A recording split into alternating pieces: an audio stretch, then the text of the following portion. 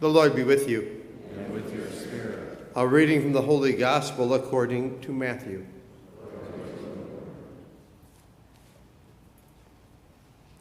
Jesus said to his disciples, "The kingdom of heaven is like a treasure buried in a field, which a person finds and hides again, and out of joy goes and sells all that he has and buys that field. Again, the kingdom of heaven is like a merchant searching for fine pearls. When he finds a pearl of great price, he goes and sells all that he has and buys it. Again, the kingdom of heaven is like a net thrown into the sea, which collects fish of every kind.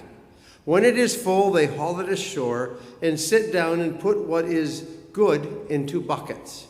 What is bad, they throw away. Thus it will be at the end of the age. The angels will go out and separate the wicked from the righteous and throw them into the fiery furnace, where there will be wailing and grinding of teeth. Do you understand all these things?" They answered, "Yes." And he replied, "Then every scribe who has been instructed in the kingdom of heaven is like the head of a household, who brings from his storeroom both the new and the old." The Gospel of the Lord. Praise to you, Lord Jesus Christ.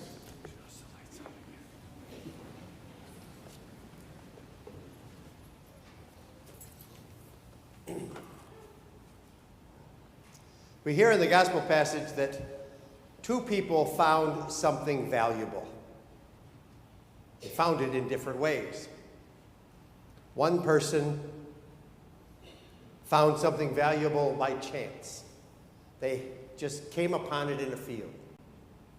The other was a merchant searching for something valuable, a valuable pearl. In both cases, they had to sell what they had in order to get something new. The one who found the treasure couldn't just take it. He had to purchase the field in order to become the owner of the treasure. The merchant had to sell what he had in order to buy that truly valuable pearl. They had to give up something in order to get something new. They couldn't just take it and add it to everything they had. They had to give up something less valuable in order to get something more valuable.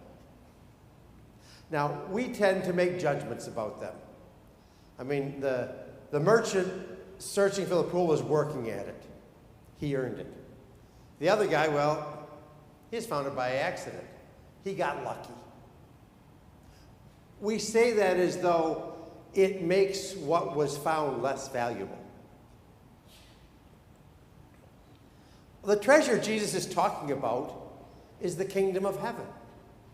It's an action. It's God's way of life. There are several ways we come upon God's way. Some were born into it. It was part of the family they grew up in. Some searched for it. They tried different ways until they found it. Some came upon it by chance later in life. We tend to make judgments about them. Those who grew up in the faith, well, they put in their time. They earned it, especially in those years when it was tough, you know. They somehow earned it. Those that come to it later in life, well, you know, they got off easy. They didn't have to work so hard. I don't think Jesus cares how we come about God's way. His concern is what we do once we find it. Are we willing to follow it? Like the two that we heard about in the gospel, what are we willing to give up in order to follow God's way?